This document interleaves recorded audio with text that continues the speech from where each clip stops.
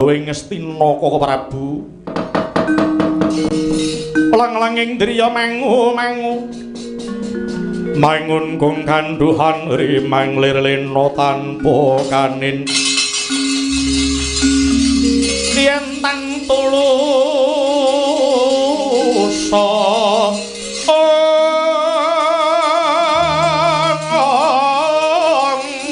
manggo sang Dyahutama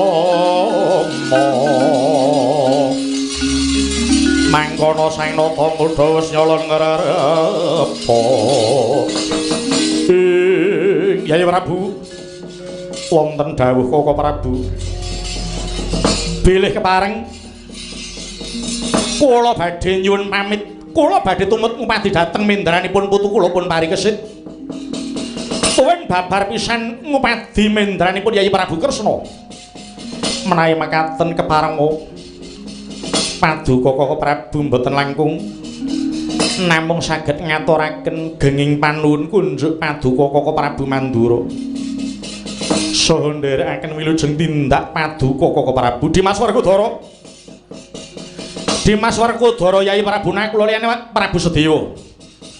pun kakang njaluk pamuji muga lebda ing karya lakuku nggonku bakal kupadi putuku parikesit Werkudara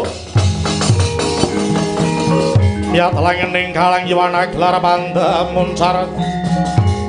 tinon liraga koneng